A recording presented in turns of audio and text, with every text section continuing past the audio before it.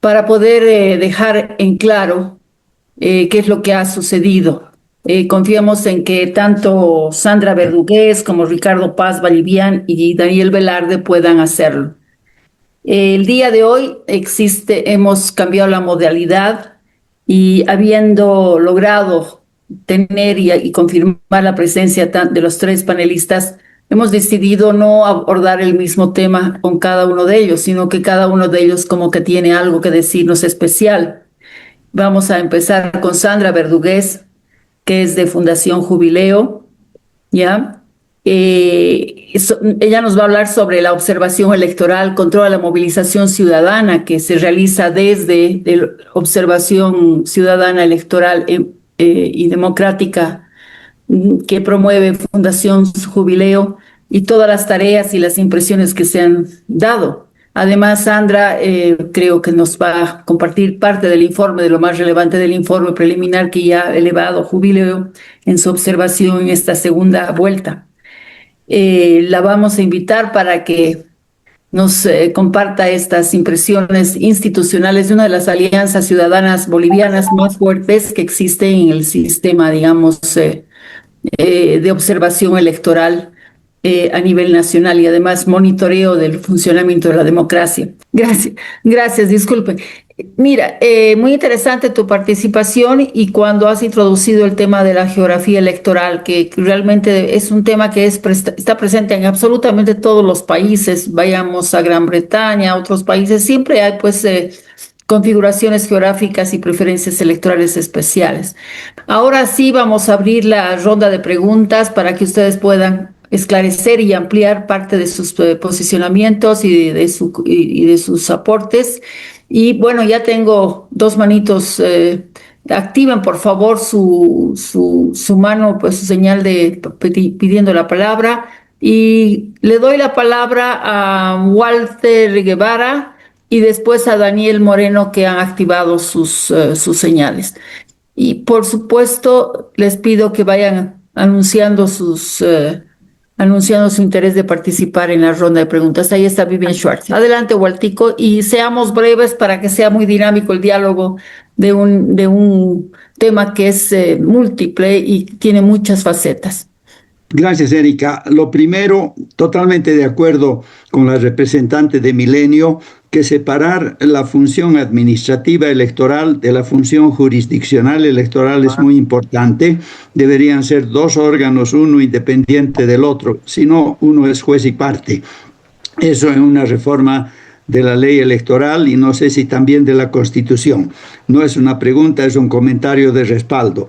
La pregunta para Ricardo Paz: ¿por qué no funcionó la estrategia de Libre de acusar a Samuel y a Rodrigo de ser continuadores del MAS y no renovadores? O sea, los acusaron de ser evistas, de ser masistas, de ser socialistas, de ser comunistas, de ser más de lo mismo, caballo de Troya del Evo. ¿Por qué eso no le funcionó a Tuto si no fue contraproducente? Luego, en este tema de los acuerdos, me parece interesante ver si es que el escenario de la asamblea va a ser autónomo en la generación de acuerdos o si realmente los líderes, digamos Rodrigo, Tuto, Samuel y Manfred, van a poder ser los directores de esa orquesta. Tuto ha dicho que da apoyo incondicional a Rodrigo y Rodrigo tiene pues la fuerza del Ejecutivo. Así que esa bolsa de gatos que es el Parlamento tal vez pueda ser dirigida desde afuera. Quisiera un comentario de ese tema del último presentador. Ahora, la oportunidad de hacer una nueva forma de hacer política que ha dicho el Tuto, dada la herencia pesada y viscosa del MAS en la cultura política, no parece ser un tema que pueda definirse muy rápidamente, ¿no? No parece ser simplemente el tema de un nuevo relato. Tal vez un nuevo relato es el principio de eso, porque esa nueva cultura, después de toda esta pesadez que queda en las masas sobre todo, es difícil de revertir muy rápidamente. No sé si alguien quiere comentar eso. Gracias, Erika. Gracias, Waltico. Ahora sí, tienes la palabra, Daniel. Daniel Moreno, de Ciudadanía. Gracias Erika, y gracias a los tres panelistas por presentaciones muy interesantes. Creo que el trabajo que ha hecho la misión de observación electoral de la Fundación Milenio, pero no solamente de la Fundación Milenio, sino Fundación Jubileo.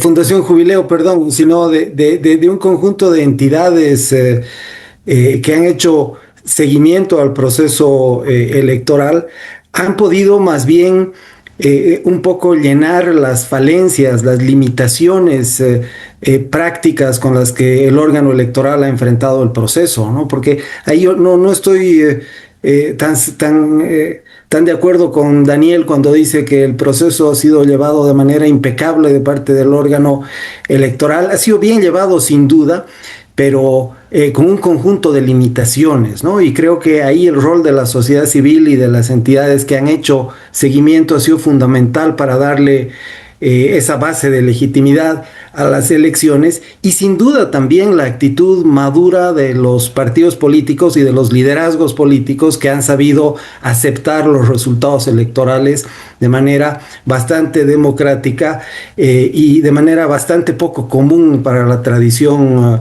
reciente de los resultados electorales en nuestro país. Entonces, yo creo que mérito del órgano electoral existe, sí, pero no solamente, ¿no? Creo que hay que reconocer lo que ha hecho la sociedad civil y los políticos también.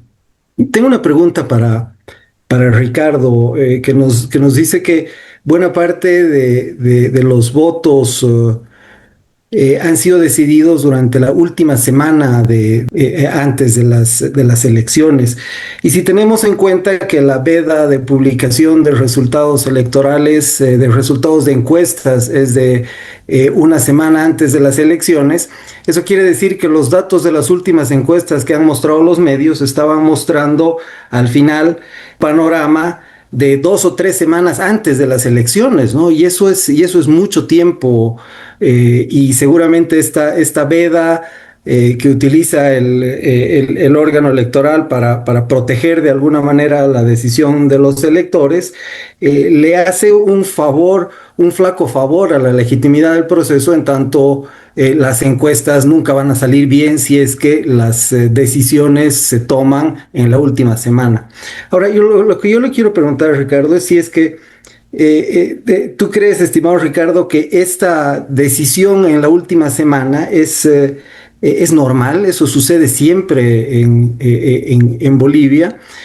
¿O ha sucedido algo en esta elección, en esta primera vuelta, que ha cambiado las cosas? No sé, ¿ha habido una consigna que se ha guardado hasta unos días antes de las elecciones, o ha sido un proceso, digamos, natural? Y para Daniel tengo una pregunta veloz, pensando en los escenarios que nos ha planteado, que me parece que son de lo más interesantes, y coincido además con la necesidad que tiene el país de construir este relato, este mensaje nuevo que pueda convocar y generar entusiasmo de parte de los ciudadanos en el país. Pero te quiero preguntar si es que has considerado un escenario en el cual el nuevo gobierno tiene todo el apoyo que le han ofrecido las distintas fuerzas en la Asamblea Legislativa, pero tiene grandes problemas para poder poner en práctica los ajustes que necesita el país. Es decir, si es que incluso con el apoyo de las otras fuerzas políticas en la Asamblea Legislativa, va a poder sostener los costos sociales del ajuste que implica quitar la subvención de los combustibles, hacer algo con el tipo de cambio, que por supuesto tiene un efecto muy grande. Estamos en puertas, podemos pensar en la posibilidad de un quiebre entre sociedad y Estado, entre sociedad y política a consecuencia de esto, ¿o crees que con este apoyo en la Asamblea Legislativa que garantizan tanto Tuto como Samuel y hasta Manfred, está más o menos garantizada la capacidad de poner en práctica el ajuste necesario? Gracias, Erika. Gracias, Daniel. Meto mi cuchara al final sobre tu tema. Yo creo que hay que ver el análisis de la disponibilidad de la gente de tolerar un un margen de medidas altamente, digamos, fuertes y además estructuralmente radicales, ¿no? Inevitables. Veremos qué es lo que sucede. Vivian, tienes la palabra. Hola, buenas noches, colegas. Me alegra mucho que haya preguntado harto el Daniel, porque yo también tengo harto para preguntar y me he anotado para hacer lo más breve posible. Mi primera pregunta es una que en realidad le he escuchado a la Marité ayer y que me parece que tiene razón, y es la pregunta de qué va a pasar con el MAS, ¿no? Porque una derrota electoral en las elecciones nacionales no significa necesariamente que ahí quedó.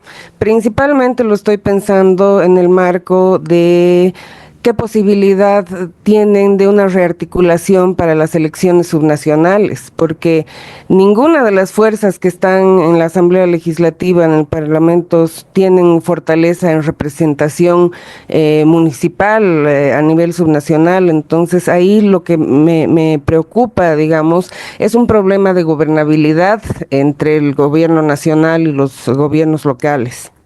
Mi segunda pregunta va más a este tema de la disponibilidad y de las fuerzas sociales, y me pregunto cuáles serían las implicaciones de un viraje, porque hay un viraje implícito en el programa de gobierno hacia un liberalismo de lógicas más individuales que lamentablemente se han mostrado o se han presentado más como de propiedad privada que un fortalecimiento del régimen de derechos, pero que está enfrentado a lógicas más colectivas, no solamente de lo indígena y de sus territorios, sino de lo corporativista en el país. Estaba hablando no me acuerdo si Ricardo o Daniel, del tema del poder sindical, y creo que no es solamente el sindicato con el que hay que negociar, sino las cooperativas mineras, los transportistas, los comerciantes, los cocaleros.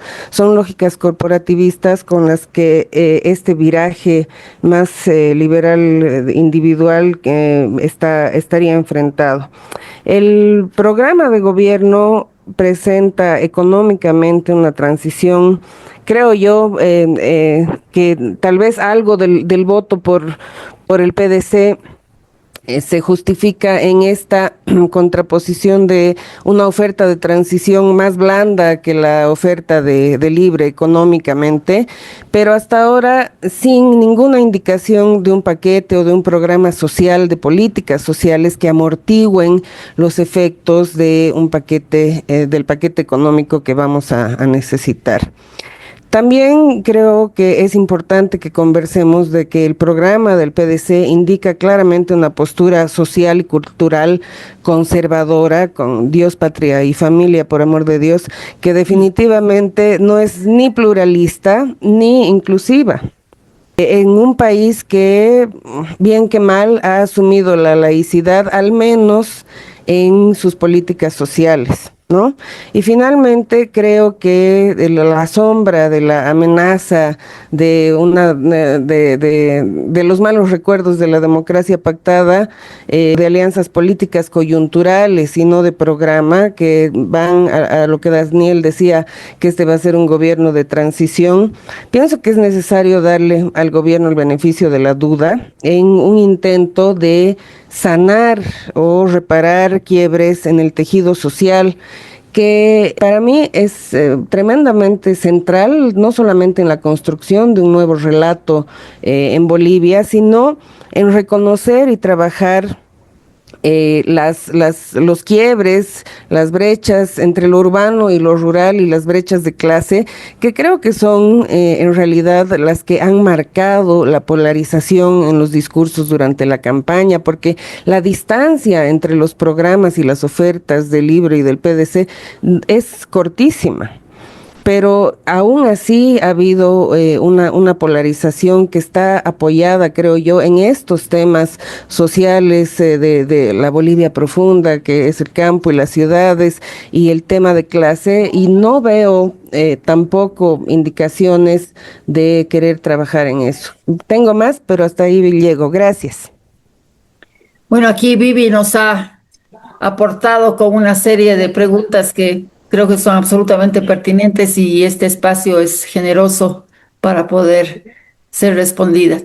A ver, no veo ninguna manito levantada, o sea que dada la importancia de las preguntas y el alcance y la profundidad de las mismas, le cedo la palabra y empecemos a la inversa. Empecemos por Daniel, después Ricardo, o empecemos por Ricardo, después Daniel y después Sandra. Y a Sandra yo le voy a hacer una pregunta adicional antes de que empiece. Perfecto, muchísimas gracias. A ver, voy a responder a las tres preguntas que hacían referencia a mi exposición y a lo que he hablado. Decía Walter Guevara, ¿por qué no funcionó la estrategia de Tuto? Funcionó, Walter, funcionó, claro que sí. Fue una estrategia muy exitosa y muy eficiente porque logró optimizar y logró concentrar 9 de cada 10 votos de Samuel Dora Medina y de Manfred Reyes Villa detrás de la candidatura de Tuto para la segunda vuelta. El problema es que esa estrategia traía en su seno la propia derrota, ¿no? Porque al mismo tiempo que optimizaba ese voto, se ponía una barrera infranqueable respecto del otro voto, ¿no? Del voto de la gente que había votado por el MAS. Entonces, no, en realidad, como he dicho en mi exposición, la apuesta de la estratega seguramente, yo me imagino, la apuesta de la estratega fue que finalmente Evo Morales instruya nomás a su gente que vote nulo, ¿no? Y que ese 15%, digamos, de voto nulo que aproximadamente administró Evo Morales, tanto en primera como en segunda vuelta, no vaya a engrosar las filas de... Esa fue la apuesta y le falló, digamos, aquello, pero a mí me parece que su estrategia, con todo lo riesgosa y peligrosa que era, no tenía opción. Es decir, no podía hacer otra cosa.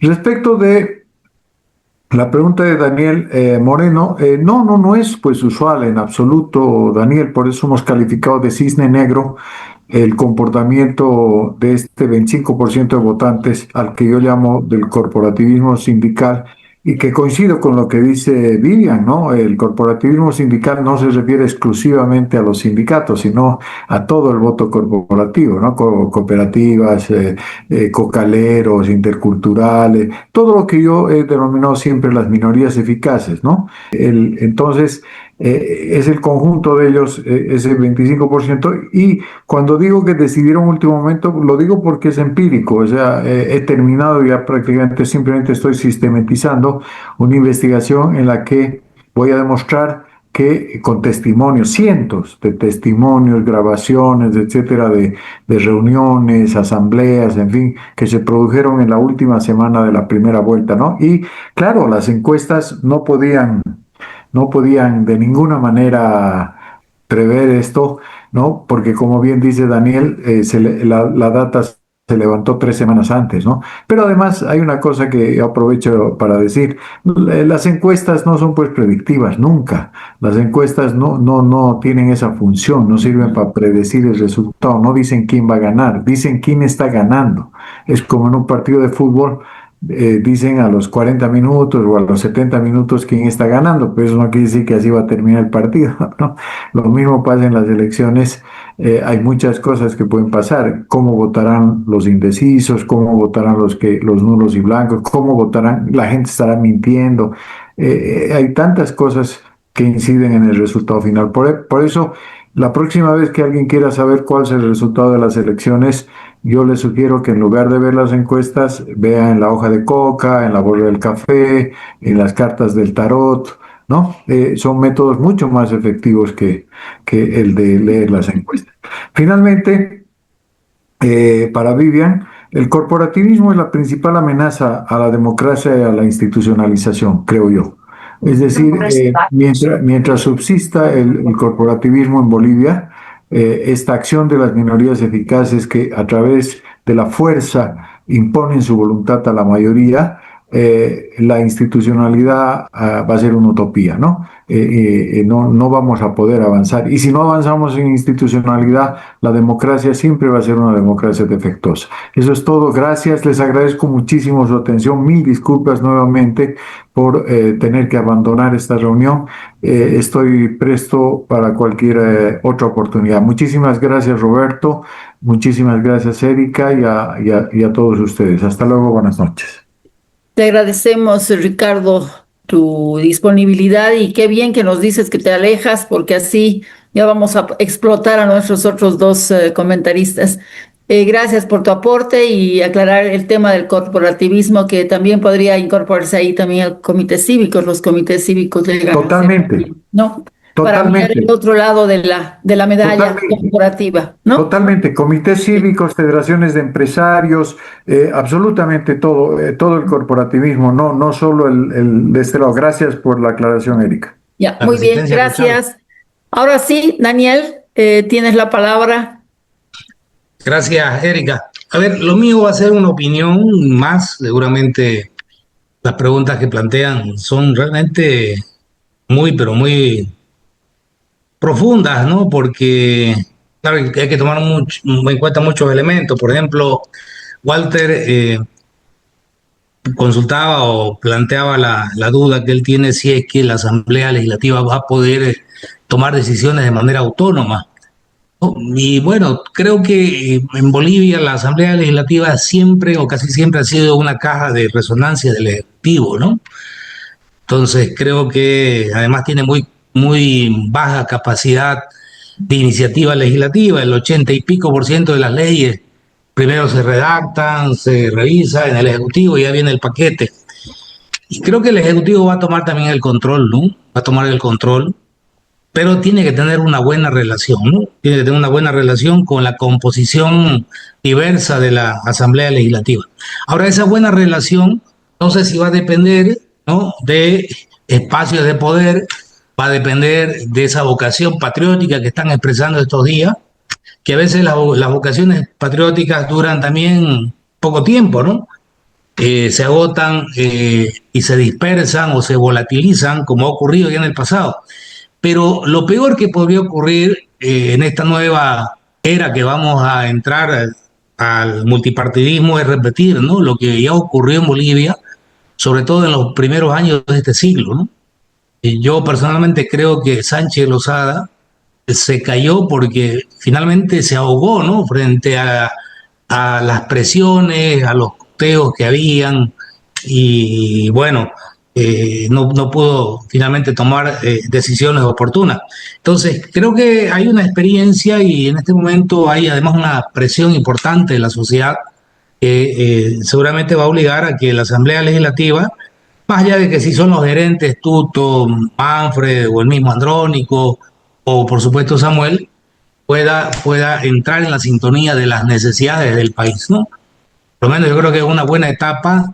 La Asamblea Legislativa va a tener que dar soluciones, ¿no?, que se plantearán, repito, la mayor parte de ellas desde el órgano ejecutivo, desde la presidencia.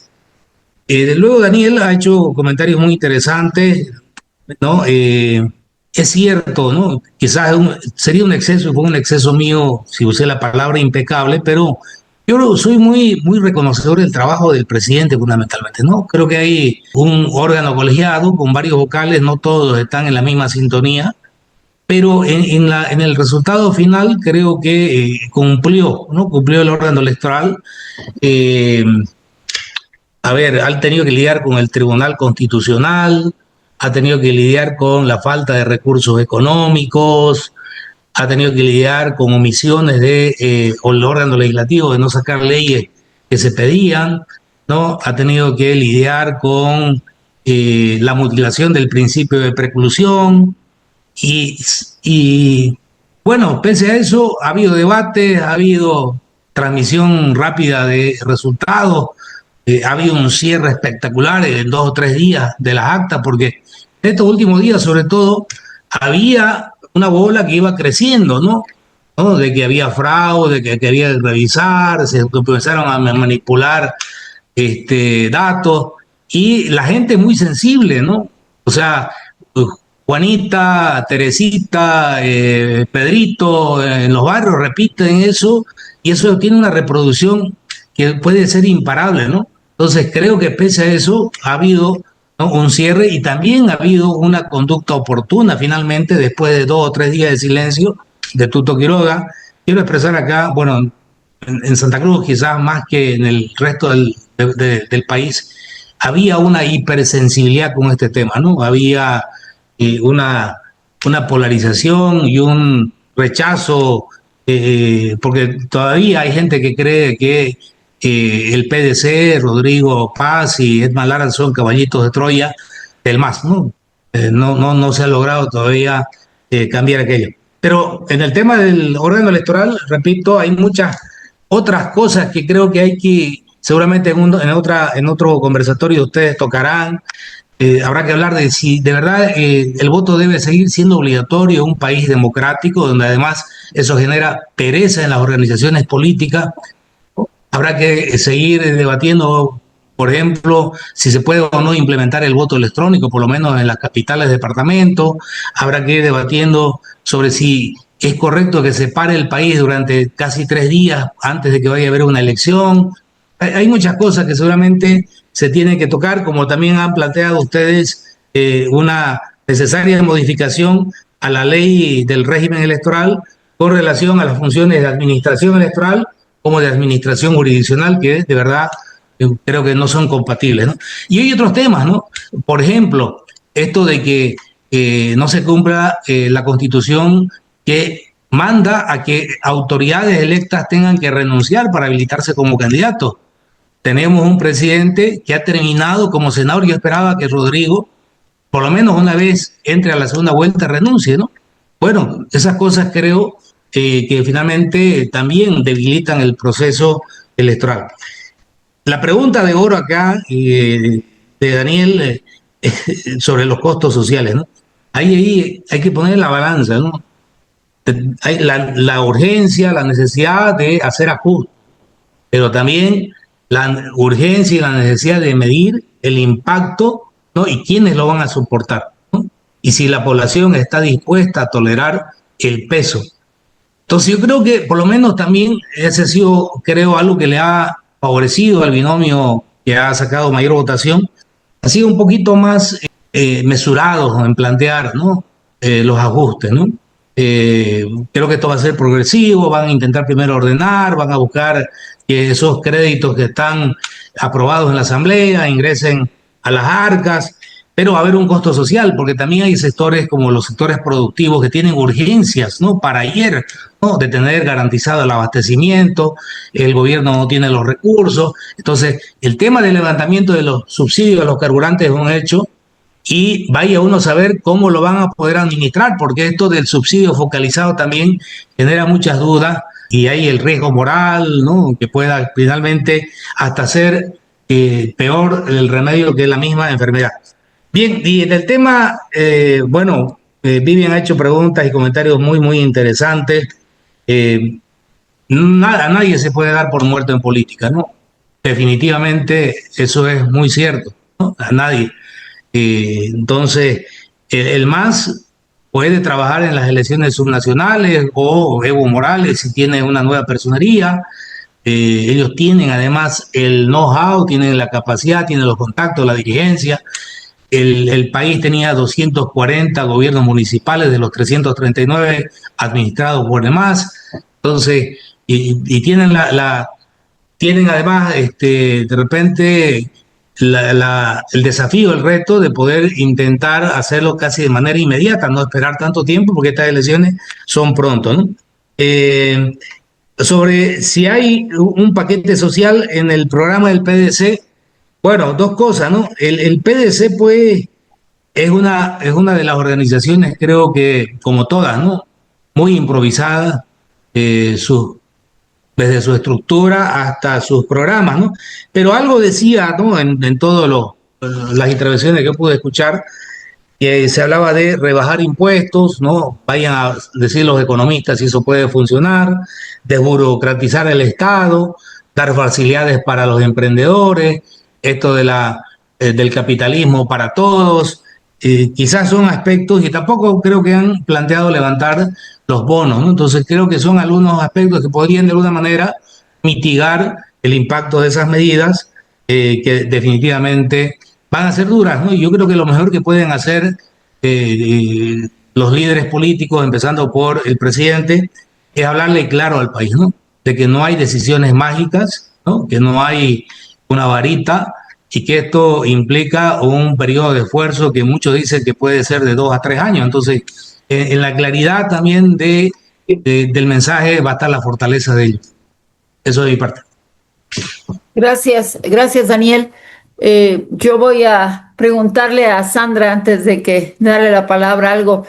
Entiendo que todas las encuestadoras privadas han realizado conteos rápidos y hay una normativa bastante poco clara respecto a la posibilidad de que éstas se hagan públicas como el conteo rápido. No sé si ustedes han hecho el conteo rápido y han tenido esa referencia para ir validando los resultados que salían en el CIREPRE, y si ha habido convergencia con los resultados que han arrojado otras instituciones. Y bueno, si es bueno tener empresas privadas y otras empresas encuestadoras haciendo esta tarea a la par que la institucionalidad y el Tribunal Supremo Electoral tenga lo suyo. O sea, si es bueno que el Tribunal Supremo tenga el monopolio de poder hacer esta información más allá de las empresas. Esa es mi pregunta, porque creo que la información que nos ha dado Sandra y el informe que está disponible de Jubileo sobre la observación electoral ciudadana es bastante clara. Bueno, Erika, nosotros no hemos hecho conteo rápido. Lo hicimos el 2020, el 2019 y el 2020. Esta vez no. Pero claro, haya empresas que puedan hacer esto, ¿no? A la par de que el mismo Tribunal Supremo Electoral tenga sus propios métodos y ya hemos visto que ha logrado implementar el CIREPRE, y creo que es una muestra de la capacidad, sobre todo de los equipos técnicos, ¿no? Y que esos equipos técnicos están hace muchos años en el Tribunal Supremo, creo que han alcanzado alguna madurez interesante, porque si te acuerdas, ellos en algún momento estaban considerando la posibilidad de contratar a una empresa extranjera que costaba como $12 millones para que haga la transmisión rápida. Creo que han demostrado que los equipos técnicos pueden hacerlo. Eso hay que reconocer, y como dice Daniel, hay que reconocer todo este avance que ha tenido el órgano electoral para este proceso de 2025, pero no podemos dejar de pensar en temas como el acceso a la información. Por ejemplo, para nosotros, para la observación electoral, se hace muy difícil hacer su trabajo porque existe todavía, no hay una cultura de acceso a la información. Podemos tener una muestra, si entramos a la página web del OEP, las actas y las resoluciones de sala plena no se publican. Algunas resoluciones de sala plena sí, las actas no. Esto es un tema pendiente sumamente importante, porque nunca conocemos nosotros cómo va la votación, por ejemplo, en diferentes temas en la sala plena. Hay temas que también el órgano debe pensar. Si bien su función es administrar elecciones, también tiene la responsabilidad, por ejemplo, de trabajar en una cultura democrática. Eso es lo que pasa, por ejemplo, cuando llegamos a las elecciones y hay que formar a jurados de cero, hay que formar a los notarios de cero. Esto debería formar parte de la currícula de la educación regular. Todos los jóvenes deberían llegar sabiendo qué es ser un jurado electoral. Estos temas también son parte de las responsabilidades del órgano electoral, y creo que nosotros como sociedad civil le estamos mostrando poco a poco qué es lo que el elector ve, qué es lo que el elector necesita, porque esa es otra visión que solamente será considerado desde las misiones internacionales de observación, no desde la sociedad civil organizada acá, que son los que realmente estamos viviendo pues el día a día de un proceso electoral. Entonces creo que hay todavía retos muy grandes, se reconoce todo lo que ha hecho el órgano electoral, pero estamos en otro momento y hay que aprovechar este momento para ver muchos temas. Por ejemplo, el enfoque de género, que según lo que tiene en normas el órgano electoral parece tan bueno, no se implementa, no hay posibilidades de mejorar la participación política de la mujer. Por otro lado, no son proactivos con la demanda de participación política de los jóvenes. Son muchos temas que hay que empezar a trabajar. Por ejemplo, el órgano electoral ahora tiene que hacer un acompañamiento muy cercano para que las organizaciones políticas tengan estructuras estables, no sean coyunturales. Y todos estos desafíos, pues hay que empezar a trabajarlos, hay que decirlos y hay que promover mesas técnicas, hay que promover recomendaciones, trabajo con los equipos técnicos y mucho más ahora frente a esta cercanía de las elecciones subnacionales que son sumamente complicadas porque son descentralizadas, con muchas papeletas y los nuevos vocales que van a tener que enfrentar esto muy pronto. Y el problema de la norma, del reglamento actual para la designación de nuevos vocales es muy pobre, es el que se ha utilizado estos últimos años para los altos cargos. No hemos tenido elecciones que nos garanticen probidad, que nos garanticen meritocracia. Hay que trabajar también en mejorar esos reglamentos para que los nuevos vocales tengan la capacidad de enfrentar lo que viene por delante, las subnacionales y las del 2030 que generales, ¿no? Gracias, Sandra. Has esclarecido muchas cosas. Creo que hay que puntualizar una problemática muy seria, que es la debilidad de las organizaciones políticas, que no son nada más que estructuras aparentes y no tienen vida orgánica propia. El PDC lo ha demostrado, se ha hablado acá de improvisación. Yo creo que así como el CIFDE, el Tribunal Supremo Electoral tiene la tarea fundamental de promover la democracia, generar cultura democrática en aquellos partidos que han tenido prácticas antidemocráticas, que es parte de su chip, digamos, y de su ADN de origen.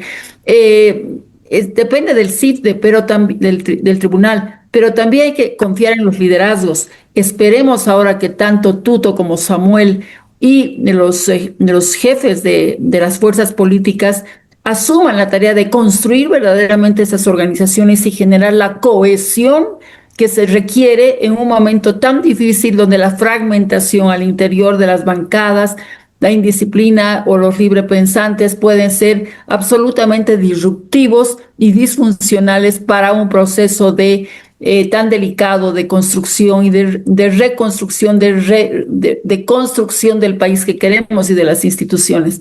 Yo quería complementar aquello, no sé si habrá una última pregunta o quieren ya, vamos a ir cerrando, ya son las 20:45, debemos agradecer a todos, pero antes de que cerremos esto, les damos la palabra. Hay una preguntita en el chat.